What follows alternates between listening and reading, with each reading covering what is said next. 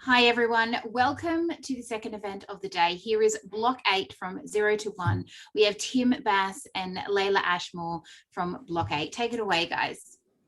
Hi everybody, welcome to our session. Block 8 is super proud to be a part of this week. It's been a long time coming. I'm a massive advocate of Steve Vallis and Amy Rose and all the people who are making this happen, especially after COVID. It's been a hard slog. Even so far this morning, I've been talking to people about the first time we can get in a room together, which is awesome. But I guess the thing for us in terms of our session today, there's a lot of excitement about blockchain and DLT and what do we do with it and all this sort of stuff. So I figured it was a good opportunity to sort of focus on 0 to 1, right? If you walk away from today thinking, oh, great, I've got all this information about how to actually get started, then we've done our jobs. Just check. Oh, there we go. You can see what I'm talking about. Sorry, technical issues. All righty.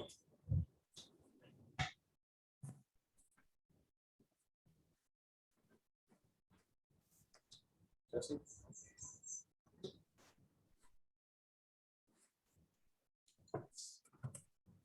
Sorry, someone said this. That's all right. I've been doing this yesterday.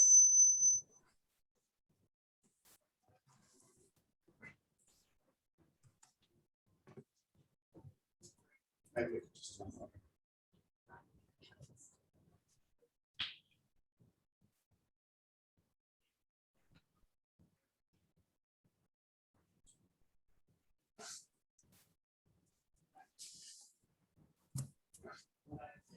All right, we're back online. See, we're technologists. All right. Presentation unless it goes wrong. All right, let's get into who we are. That's not right. Best laid plans. There we are. All right. Back a step. So today we're going to cover who is Block 8, our 0 to 1 journey, expected outputs from this, and Q&A. I have to say this is basically a 1-hour pitch that we're putting in 20 minutes so we have questions at the end. All right, so work with me. So Block 8, who are we? Some of you people in the room actually know who we are, but Block 8's actually a venture studio. So when I say that, a lot of people say, what's a venture studio? So we're actually a mix of software company and technologists and venture capital and commercialization. So my background was an IT architect for many, many years.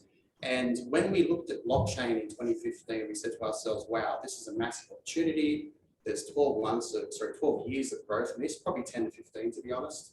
And we want to back winners. So we weren't sure what we were going to build. So we said, why don't we build a company that picks winners, works with founders, finds subject matter experts, and backs them, supports them, gets them to commercialization. So the venture studio was born. So we started in late 2016. And we've now grown to 40 people across 2 different offices. We've built over 10 ventures and we've created over $250 million of enterprise value. So we've been busy, right? We're going to talk about those projects in a second.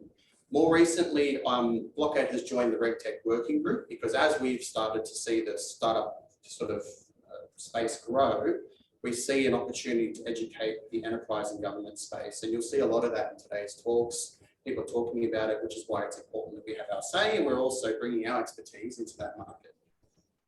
In terms of our capability, we're a full stack development shop. So we've got all the software engineering skills you can imagine, developers, engineers, agile delivery managers, product owners, and we build production grade stuff at Block 8, right? And that's important because Block 8 actually only does 5 or 6 projects a year. So if we can't find the right founder, we can't find the right project, we won't do a project. So we're very deliberate about what we're doing here.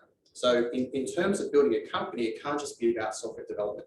So we've got economists, we've got research people, we've got product people, commercialization people. So all of these people come together to build a commercial product. And to the right there, you can see our enterprise strategy. So this is doing proof of concepts, tenders, research for enterprise, and that's as we scale, that's what we're doing more of. customers. So I've talked a bit about this. Block8 plays really well in the startup space. So we're looking for partners, we're looking for joint ventures, we're looking for SMEs, if you like, and this covers who we work with. All right, ventures, my favorite slide. So Block8's mostly known, at least from a crypto perspective, of working on Haven, which is now Synthetics. That was a project that we were a part of in early 2017-18. We did a lot of work with that team, designed the protocol, built the smart contracts, modeling, auditing, things like that. And so that's gone on to be very successful. And I guess for us, from a 0 to 1 perspective, to go from basically an idea to raising a very large amount of money at an ICO and then transitioning to their own internal team is actually perfect. That's what we want, right? So that's gone on to be amazing. And I think Kane was speaking yesterday, actually. During crypto winter, we've done a lot of actually very traditional projects. We've done fintech, regtech, proptech projects. So Boulevard is a digital registry for private companies, does ESOP, cap table.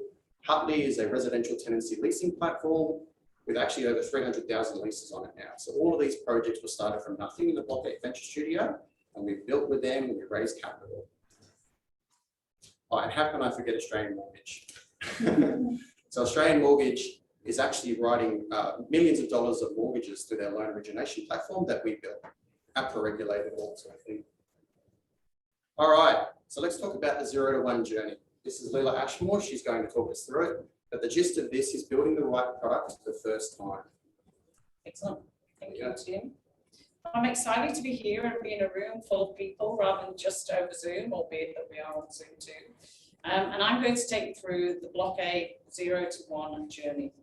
And it's a journey we take all of our partners on when they come to us and they've got an idea and they want to build an investable product. Yeah, we'll take you through the journey. Does anybody know what this is? This is Simon, or Simple Simon, and it's a game that I used to play as a kid when I was younger. And it's basically an electronic game that tests your memory skills. And it's nice and simple, Simple Simon. There's only 4 buttons. And basically, Simple Simon creates or generates a series of lights and tones. And your job is to recreate those sequences. And it's nice and easy, 4 buttons, until the sequence gets longer. And then it gets harder, and then it gets harder again. And if you get it wrong, you have to go back to the beginning. Why am I telling you that? Not to scare you, but if you embark on the journey with Block8, we have got 4 nice, simple steps that take you through the journey, but it is complex. Let's not misunderstand or underestimate how hard it is to build an investable product. If it was easy, everyone would be doing it. So these are the 4 steps. The design and scoping phase, or DSP as we call it internally, and I'll be talking through that today. The capital raise, the investment and commercial journey that you'll have through the process. Building the MVP and getting that product to market. And then how you get traction and how you scale and how you continue to raise money to build the next thing, the next release and the roadmap. So they're the basic 4 steps. All right. So the DSP process itself, it usually takes between 4 and 8 weeks, depending on the size and complexity of the project. It starts with a lean canvas or a scoping canvas, and I'll actually show you that in a minute. And this is where we uncover the what. What is the problem that we are trying to solve? What is the product that you are trying to build? Now, this process usually takes 1 to 2 weeks. And at the end of the 2 weeks, and this is the first time I'm going to say this, we will get to a minimum viable product or an MVP release 1. So the hardest part for us at Block8 in every project is somebody walks in the door and they've got an idea and it's a big old brand. I want to build the next Facebook, which is awesome. But in our experience, what you need to build is the most valuable product that you can get to market as fast as you can without spending too much money. So we talk about getting the MVP within week 1 and week 2. If we can't get that right, Simple Simon, you go back to the start. And we need to work through that process until we're comfortable that we found that valuable product that you're going to take to market. So that's week 1 and 2. Week 3 and 4 is the concept designs. Now, you may already have a brand, you may already have a website, you may already even have a product. But the 2 weeks that we have in the process here is to actually look at building your product, doing the wireframes. So we had low fidelity, high fidelity wireframes. Then we moved to clickable prototypes. Some of our past few clients have actually built videos from the prototypes. So that's the exciting part. You're about 4 weeks into the engagement and you now can see the products that you're going to be taking to market. And I've been through that process a few times, and that's definitely where my customers get very excited. Which is good because then we get into the really hard stuff. So the following 2 or 3 weeks is actually the technical architecture. What are we building? What's the tech stack? Does it actually need blockchain in release 1, or is that something that will come down further down the track? What are the functional requirements, non-functional requirements? Do we need to do audits? What about the security? Any regulatory compliance? So Tim mentioned Australian mortgage. They needed to be audited by APRA. So they're the considerations that we take throughout the process. And then what Block8 do is we take all of that information that we've gathered through the Lean Canvas and the workflows and the designs and the tech stack, and we turn that into a deliverable, which is a scope for building your MVP. So everything that you could possibly need to go to an investor to ask them for money is contained within this pack. So you know what you're building, you know how much it's going to cost, you know how many people are going to be working on it, and you know when you're going to get it to market, or depending, of course, on the on raising the capital. So yeah, that's the basic journey. Again, 4 steps, simple, Simon, keeping it nice and easy. So step 1 is the scoping canvas. So business objectives. What are the product objectives? What are your SMART goals? Are there any key milestones or any timeframes that we need to work to? An example of that is we've been listening to conversations and talks about DeFi quite a lot. So are you going to build a DeFi product in 2 years' time? Or are you going to build a DeFi product now and get it into market while we're in the bull market? Probably going to make more sense. You might be in an industry where there's an industry event later on in the year and you want to launch that product at that event. So they're the things that we need to uncover.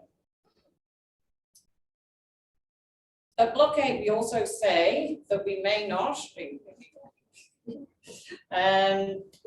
build everything. If you need to get something to market quickly, we might actually build, buy, or partner.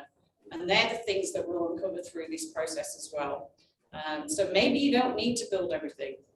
We're trying to get into this MVP. What needs to be in there? Who are you selling to? And the 2 things that we spend a lot of time on are game changers. Why would somebody buy your product? What is your product doing over and above the competition that's out there? And then the showstoppers. You're the subject matter experts. You should know what needs to be in that product. And if it's not in that product, people are not going to adopt it. We don't know that. We know how to build software. We'll get you there, but we rely on you being able to share that information. And there's also a 3rd one, which is time wasters. Sounds nice, but is it actually going to give you value? Which is what we talk about in building out as well. So who are we selling it to? Why are we selling it to them? Why is yours better? And then are we doing any integrations with any 3rd parties? And so that will come out in the scoping canvas. What then falls out of this is the workflow. Who are the actors that will be interacting with your application? And what are they going to do when you get into that application? There we are. There's the example workflow. So in here, I think we've got 4 different actors that interface with the application. Are they going to be accessing this via their mobile? Are they going to be doing it through the web? What happens when they click on this button? Are they going to have login details? Are you going to use Face ID? These are all the things that will be uncovered through the technical requirements. So that's the workflow and also a deliverable from this phase. The exciting stuff in week 3 and 4. So these are the wireframes. When it comes to life, as I mentioned earlier, they start with the basics. The workflow informs the wireframes and what they're going to look like. So they start basic. I think the very first one is just a white screen with some words on it. And then we say, right, we found what we want, and we now go into high fidelity. And if required, we can move from high fidelity to the clickable prototypes I was going to demo it today here, but I don't have great success with that. So they're the wireframes, and also a deliverable. You'll get access into Figma throughout the process, so you can actually comment and change and see those products come to life, basically. So yeah, and then they'll be imported into that final deliverable and documentation. Now, for those that haven't built software before, I apologize, but through the technical components and we get to the features, we actually start to break down those features into epics and user stories. And that goes into a number of tools internally. We use Jira and we use Confluence as well as Figma, as I mentioned before, the design concepts. This is where we take those features and we break them down into individual components and we assign them to individuals within the team. We have the user stories attached in each of those assignments. So I am a user, I want to log in, this is what I want to see, and the success criteria. This is successful because I've been able to get through that screen. So we break down all of that. This does go in the documentation for those that need it for investors, but you can get access into this at the point that we go into the build phase. And if you're like me, not very technical, and you just want to see a dashboard, here's a dashboard that talks about what's in progress, what's being blocked. You can see real time, something's blocked. Why is it blocked? Who's blocking it? How do we unblock it? And then we've got in progress, ready to demo, ready to show, and close down. So the dashboard will tell you at any given time where the project's at, and you can even go in and say, we allocated, let's say 10 hours to this task, and they've used 6, and we're on target, and we're ready to, we're on target. So to recap, the DSP can take between 4 and 8 weeks. There's typically a team of about 5 to 7 from Block8's perspective in that process. So you've got an agile delivery manager, you've got a product manager, a product owner, a senior solutions architect, definitely a test engineer. That's one of the things that sets Block8 aside from a lot of our competitors, is we have test engineers involved in our projects from the outset. It's not an afterthought, it's part of the process. So at the end of the phase, you have that document, you'll know exactly what you're building, what it will look like, how much it will cost, who will be working on it, and when it will be ready to go to market. And you've actually got all the technical specifications, all the features of that MVP available to you. The only thing we haven't done at this point is put code. We haven't put any code at this point. This is just the preparation. And going back to why we do this process, it's easier in bite-sized chunks for customers to go through a journey that's in smaller chunks rather than saying, hey, it's going to cost you $1 million to build this piece of software. Let's build the partnership, let's work together and be comfortable that we understand the problem together, and then do it in bite-sized chunks. It's also commercially more palatable. But yeah, they're the outputs of the DSP. Right, so like I said at the beginning, guys, this usually takes an hour to get through, but the DSP is a very important step. So the next part that's actually happening in parallel here is seed funding, right? And obviously customers, they approach us at different stages of their journey. Sometimes it's an idea and they don't have any capital. Sometimes they're a business, they've got customers, they want to pivot it. There's a lot of different stages where people arrive. So for us, like I said, because Block8 only does 5 or 6 projects a year, even less if we can't find the right founders, we are looking for this thing to be investable. It might be technically feasible and there might be some fees, but we're not interested in that. We want to point to a project and say we built that, that's amazing, right? So as part of this, the venture side of our business has an investment committee, right? So we have the founder, while they're going through the technical stream that Leighlah just outlined, that founder is sitting in our investment committee. It's basically a soft landing, right? So they can, in a friendly room, they can pitch their idea, they can explain how they're going to commercialize it. They're getting an idea of what it's going to cost and what it's going to look like, and we can give them some independent feedback. I mean, obviously we are still related to Block8, but from that perspective, it's completely separate, right? And so Block8 has a portfolio of projects that we've invested in along the way, and that's important for the customer and ultimately their fundraising success if they know they've got our buy-in and we're a part of the journey, right? So what does that actually mean? So if a customer walks in and they don't even have a company yet, Like they're not ready to accept capital, right? So we need to make sure they have a company. Are they exit compliant? Right? That's really important too. Those tax considerations are really they're important for early stage investors. You know, do they have a shareholders agreement? Do they have a term sheet? Do they have a subscription agreement? You know, are they ready to take in capital? A lot of our venture partners are between 3 and 8 million pre-money valuation, right? So if they don't have those things, they're probably under the 3 million number. Let's hope they're not going in at 3 without those things. But we're looking to get them in good shape, right? So do they have a board? Do they need some assistance? So we have a number of partners in the venture capital space where we'd like to put them in front of, make sure that, you know, if they fall inside their particular mandate, let's say they're a fintech project, then we will bring a particular partner in, right? And so for us, we want to get them to a point where we feel it's investable. And if the founder can demonstrate they can potentially find a lead investor, Block8 would look to follow, right? To become part of that journey, go on the growth journey. Nice.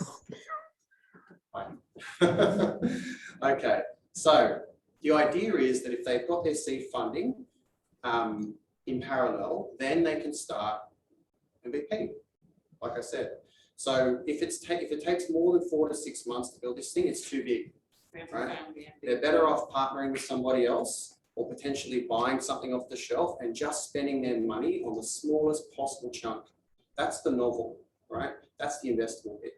And so spending money on building a system that someone's already got in the market and they're years ahead of you, don't do that, right? So for us, it's production quality. That's all we do at Block8. If you want to spend less, build less, right? And it has to be highly testable. And I'll tell you why that's important. Other than Block8 wanting to build production grade stuff, the next stage, right? So once you've got a product in market, it's about traction, scaling, and, you know, raising more capital.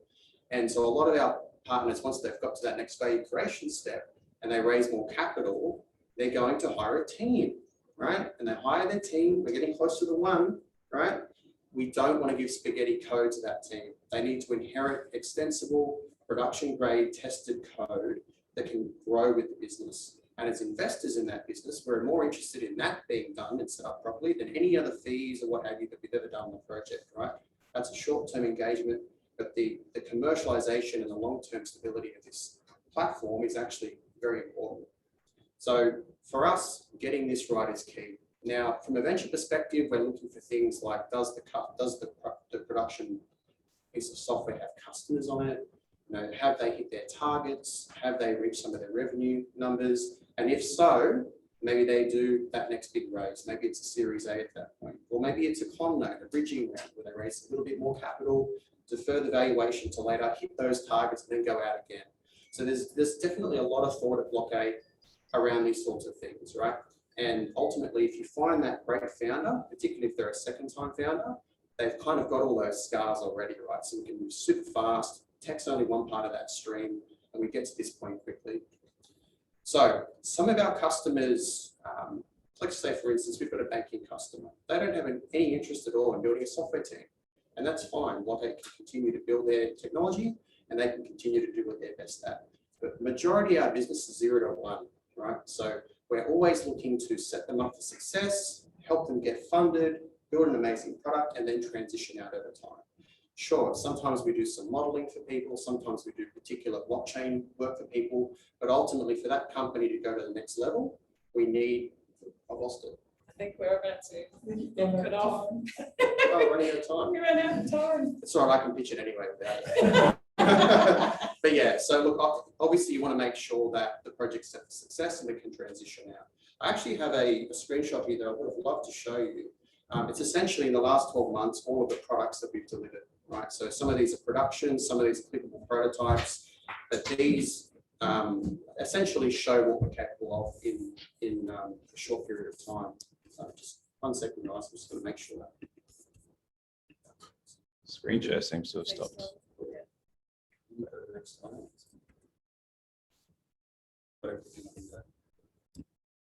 There you go, so that's the one. Yeah, so like I said, happy to go through this in more detail, but these are some of our demonstratable customers in the last 12 months. And yeah, I don't know how much time we've got left. We've got 4 minutes left for questions. 4 minutes. Although we have got refreshments, so please stay behind and Yeah. have a chat with us. We've got lots to talk about. I think Kim's going to help us with some questions. Yeah, we've had one come through at this stage. from Janine Kimball. How to go from idea to next step. So do you want to take that one? Yeah, okay. It starts with a lean canvas. So actually we take clients through a sales process and a pre-sales process first. That's part of the getting to know each other type of discussions. Should we agree that there's a project there and we think it's an idea or a project that we want to be involved in, then we would then put you in front of a group of people within our organisation, and we start building that lean canvas. Because if we can't see the problem that you're trying to solve, then we can't see an investable product that we want to be involved in, and we have to pick and choose because we can only do 5 or 6 a year. So it starts with a lean canvas, and I think we actually decided we're going to put our lean canvas template on our website so that people can go there and have a look at it. And if you think you can satisfy most of the questions that are in there, then give me a call and we'll set up that meeting. But if you haven't got some of those basic answers, it's going to be very difficult to take you to the next step.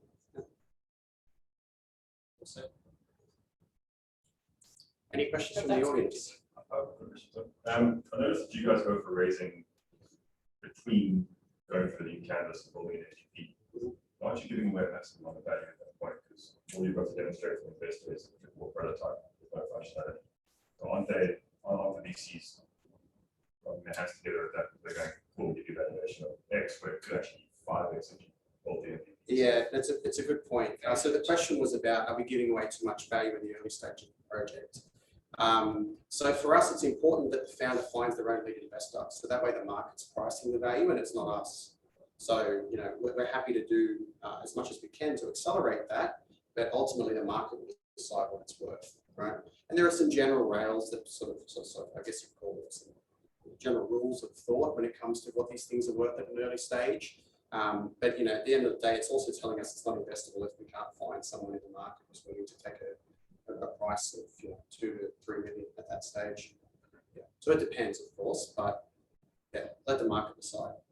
There is a lot of value in the deliverables from that stage, but as I mentioned earlier, there's also a lot of investment, and it's not just about money, it's about the time, effort and energy. And we can't put 5 or 7 of our team on this project unless we believe that you're committed to go further. Have you got the hustle to go and get the money to build this thing? Because this is free, we'll give you this DSP process and hey, this is a nice cool product. But if you can't raise the funds to build it, it's not going to go anywhere. So we don't want to invest our time going through that process with a company that we don't think is going to be successful. Setting clients up for success, that's what we said before. So, yeah, 1 step. But yeah, there's a lot of value that comes out of that stage. Any other questions? No? Cool. Well, thank you, everybody. We appreciate it. Yeah, we managed to get it done inside 30 minutes. It's a new record, I think. But yeah, please reach out. Missed a million things. Yeah, we're all over Blockchain Week this week.